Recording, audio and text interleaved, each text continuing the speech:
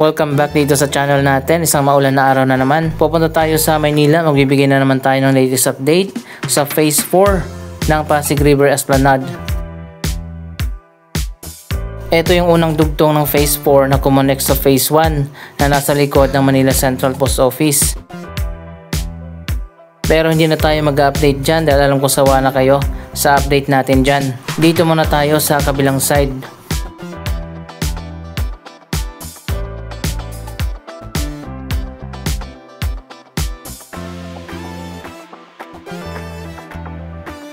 Andito tayo sa taas ng Quiapo Bridge, also known as Quezon Bridge.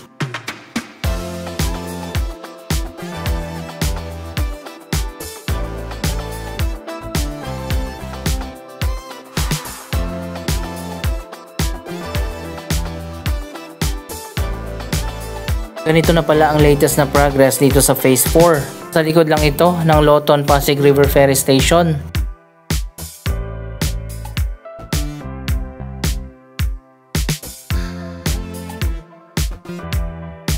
Dito pala yung mahaba na, yung nagawa na.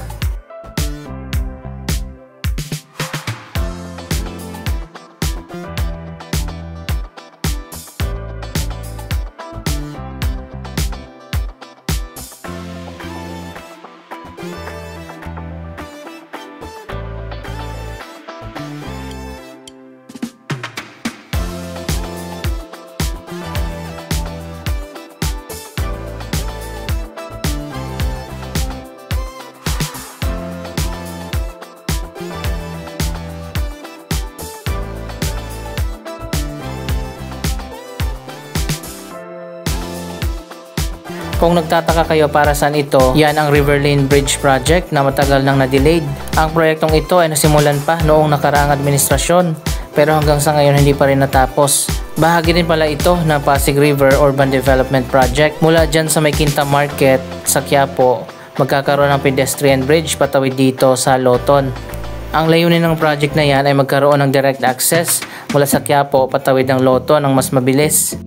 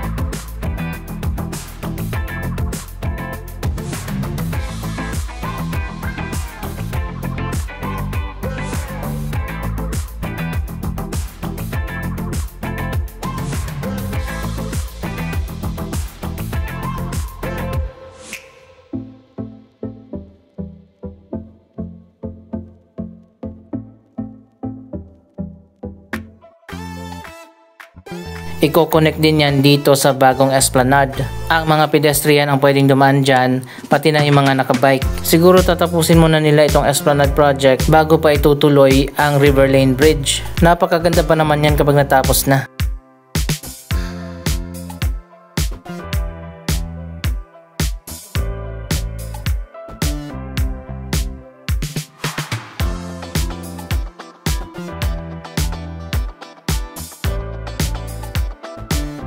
Dito naman sa may Esplanade, ayan tingnan nyo naman tuloy-tuloy na rin ang progress. Nilalagyan na nga ng baluster dito sa magkabilang side.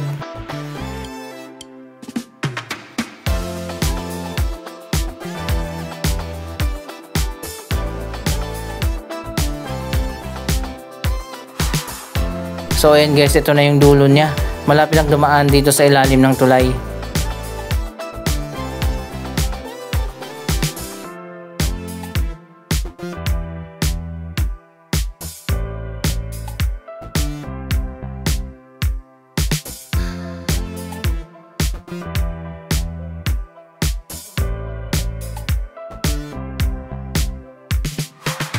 Dito naman tayo sa kabilang side sa Oroceros Park. Sobrang haba pala nitong phase 4.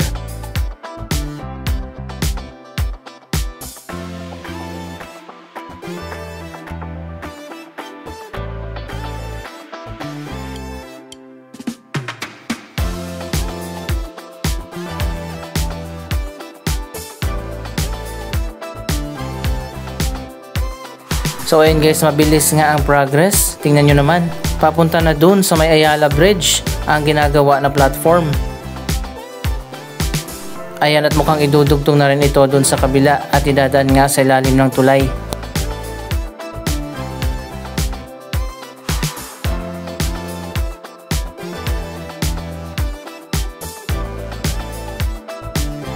Tinanggal pala nila yung nauna ng Esplanade project at pinalitan ng bago para nga maging uniform yung design.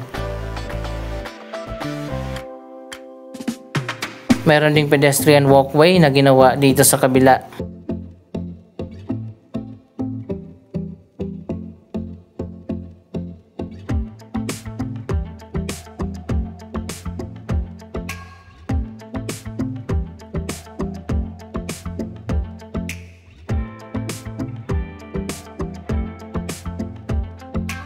Dito naman nilagyan na agad ng mga pailaw at may mga baluster na rin.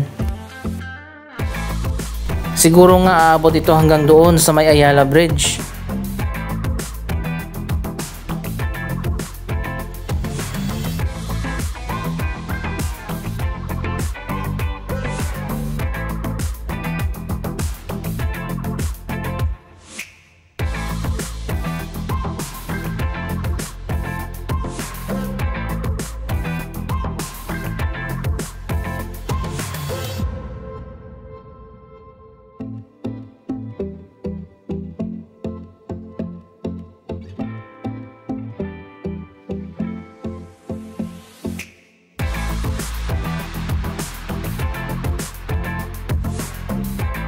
Sobrang haba na ng Pasig River Esplanade. Kapag natapos na yan mula Ayala Bridge hanggang sa dulo ng Intramuros, pwede ka na maglakad sa may riverside.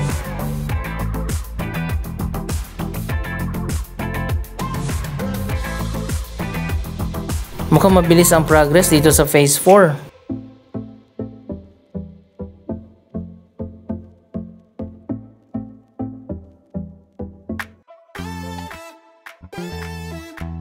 May isa pang naunang Esplanade project na ginawa doon sa ilalim ng Ayala Bridge. Siguro i-demolish din yan katulad ng Oroceros Park Esplanade.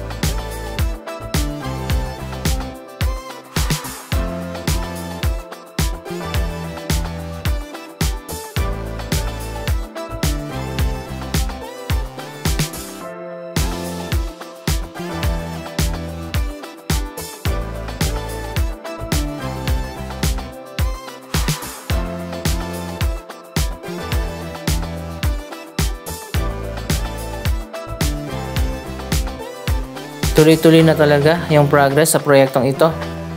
Mas lalong dadami ang papasyal dito sa may Arroceros Park kapag natapos na itong Phase 4 Esplanade.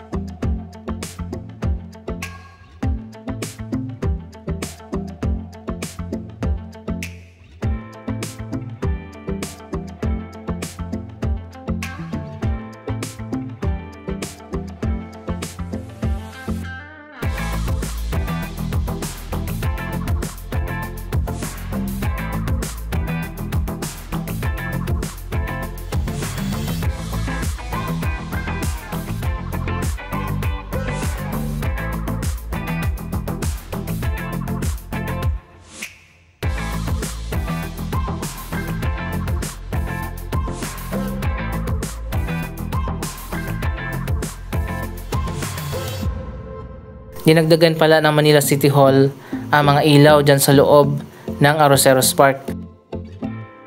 Ang park na yan ay tinatawag na The Last Lang of Manila. Iba't ibang klaseng punong kahoy at mga bird species na makikita dyan sa loob. Andito naman tayo sa likod ng na-renovate na Metropolitan Theater.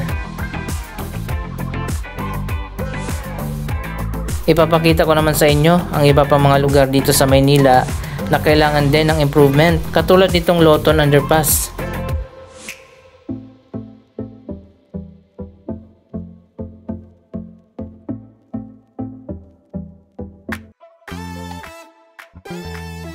Sayang, ang ganda pa naman at sobrang lawak ng underpass na ito.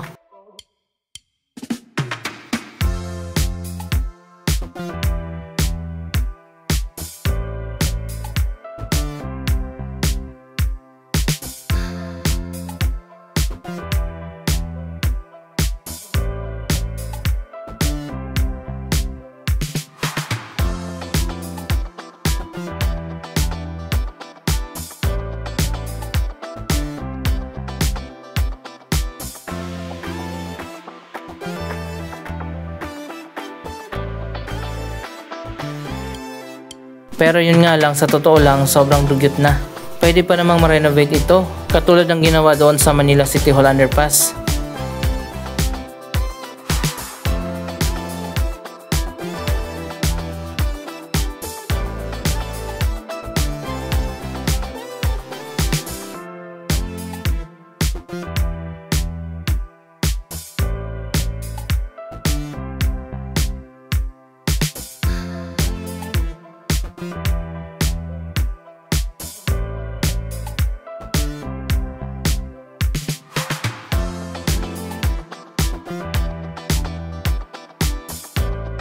Kailangan lang dito pinturahan at ayusin yung mga leak. Tumutulo kasi dito kapag umuulan, bumabaha.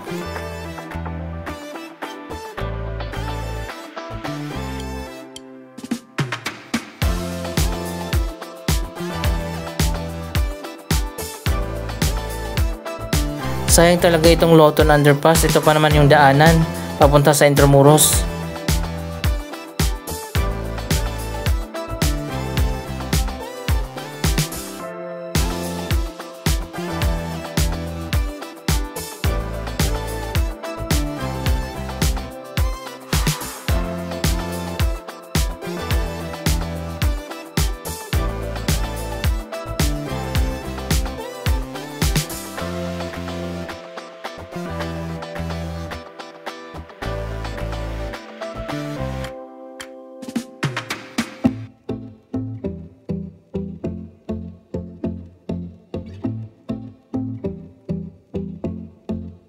Ayan, i-compare natin dito sa Manila City Hall Underpass. Dito kahit papano maganda na. Dati rin dugyot at madumi ang lugar na ito, pero sa ngayon nga ay naayos na.